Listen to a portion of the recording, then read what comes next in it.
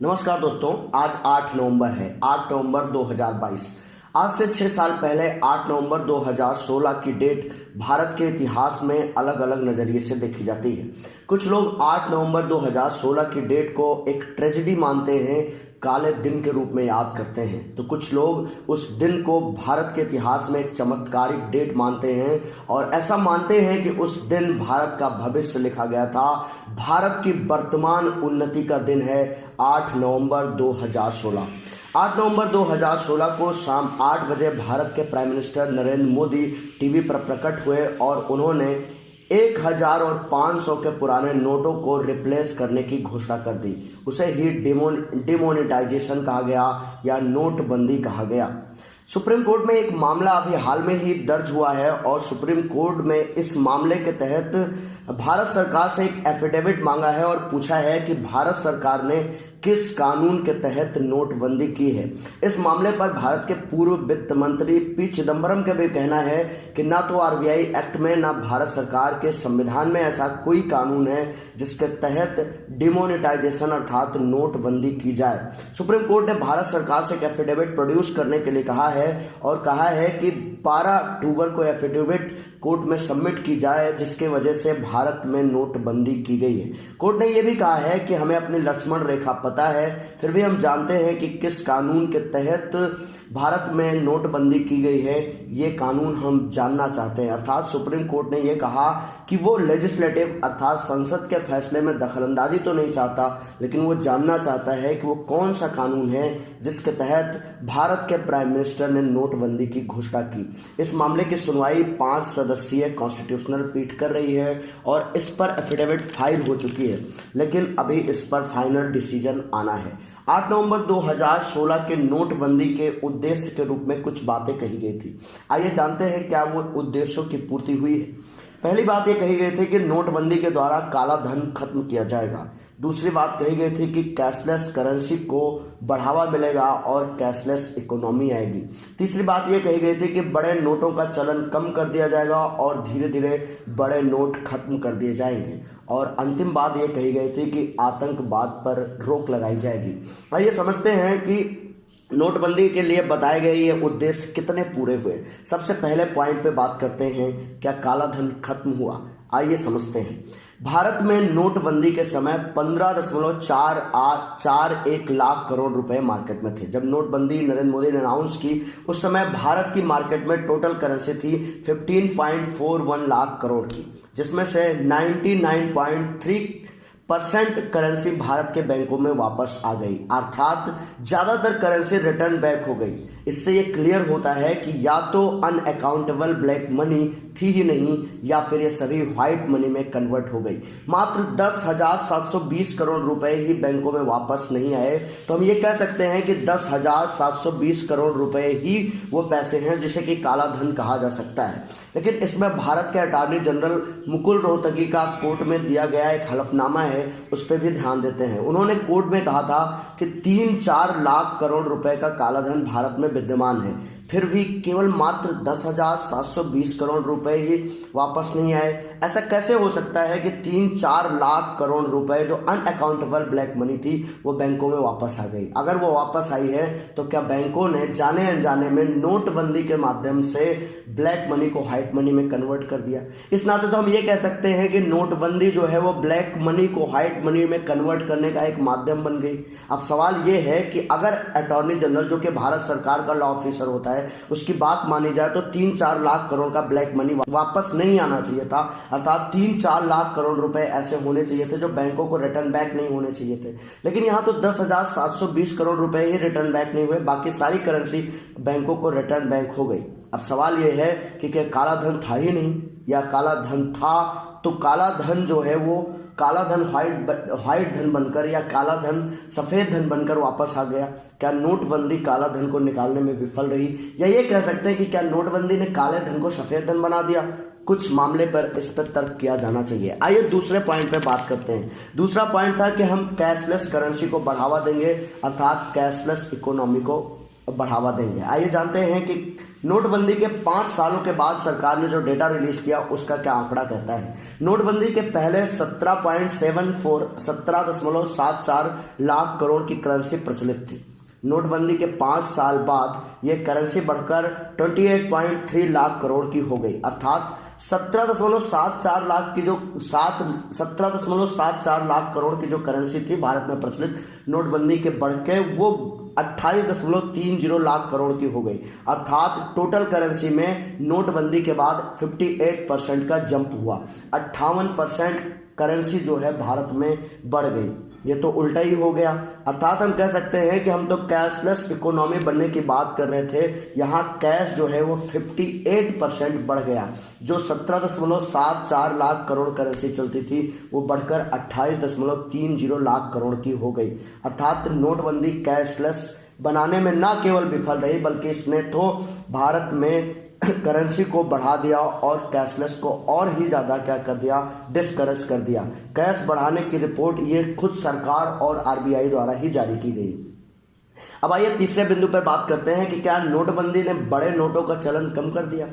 2016 में नोटबंदी से पहले कुल करेंसी में 85% हिस्सा 500 और 1000 के बड़े नोटों का था, परंतु वर्तमान में 500 और 2000 के जो नए नोट चले हैं उनका हिस्सा बढ़कर 85.7% हो गया, अर्थात यहाँ पर भी बड़े नोटों का चलन बढ़ा है। 85 से 85.7 हो गए, अर्थात बड़े नोटों में वृद्धि हुई है। वर्तमान में 68% जो नोट हैं वो 500 के नोट हैं और 500 के नोट टोटल करेंसी में 68% है। हाँ, 2000 की करेंसी में थोड़ा सा गिरावट हुई है क्योंकि आरबीआई ने अब 2000 की करेंसी छापनी बंद कर दी है।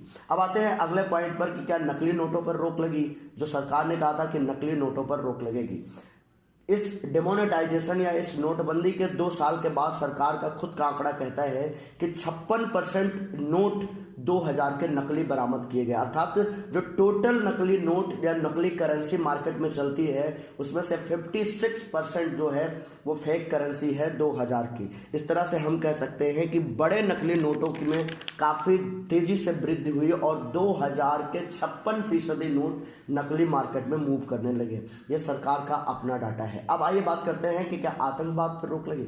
2017-18 तक कश्मीर घाटी में आतंकवाद वैसा ही रहा जैसा कि पहले की सरकारों में और पहले होता था। हाँ, 2019 के बाद कश्मीर घाटी में आतंक पर रोक लगी, लेकिन एक्सपर्ट मानते हैं कि आतंकवाद पर यह रोक धारा 370 हटने के कारण लगी है, ना कि डिमोनेटाइजेशन या फिर जो है नोटबंदी की वजह से हुई है। तो ये भी कह सकते हैं कि नोटबंदी आतंक पर रोक लगाने में कोई भी फायदेमंद साबित नहीं हुई। एक चीज़ कह सकते हैं कि भारत में ऑनलाइन पेमेंट की मात्रा बढ़ी है, लोग यूपीआई सिस्टम यूज करना शुरू कर चुके हैं, लेकिन इसके साथ हमें यह भी जोड़ना होगा कि भारत में ऑनलाइन पेमेंट में ज़्यादातर हिस्सेदारी गूगल पे का है, जो भारतीय कंपनी न होकर एक अमेरिकी ऑनलाइन प्लेटफॉर्म है, अर्थात अमेरिकी ऐप से माध्यम से भारत में कैशलेस इकोनॉमी के या ऑनलाइन पेमेंट की मात्रा बढ़ रही है, अर्थात हम ऑनलाइन पेमेंट के लिए किसी अन्य सर्वर का यूज कर रहे हैं, भारत का कोई ऐप इसमें इन्वॉल्व नहीं है और भारत के सरकार के जो ऐप हैं उसका ज़्यादा बहुत कम इस्तेमाल हो रहा है, जिनका नाम भीम है। भारत में बाहरी ऐप के माध्यम से ही ऑनलाइन पेमेंट की वृद्धि हुई है। अब आइए समझते हैं कि जीडीपी से क्या मेजर नुकसान हुआ है। इकोनॉमी जो 8.8 की रफ्तार से दौड़ रही थी वो गिरकर 5% पर आ गई। इसके साथ ही भारत का फिजिकल डेफिसिट या राजस्व घाटा वो बढ़कर 2 लाख करोड़ रुपए हो गया। इसी के साथ इंडिया में इंडस्ट्रियल प्रोडक्शन रेट जो है वो घटकर -1.1 के निचले स्तर पर आ गया, अर्थात इंडस्ट्रियल प्रोडक्शन माइनस में चला गया, 1.1% के रेट पे आ गया। फॉक्स रेशियो भी गिर गया और इसी के साथ जो है भारत में इकोनॉमी बहुत लंबे समय तक गिरावट देखती रही। कंस्ट्रक्शन क्षेत्र बर्बाद हो गया, मैन्युफैक्चरिंग फील्ड में प्रोडक्शन जो है वो निगेटिव हो गया, भारत में फ्लूइडिटी की मात्रा गिर गई। इन सब चीज़ों के लिए उत्तरदायी माना जाता है भारत में डिमोनेटाइजेशन।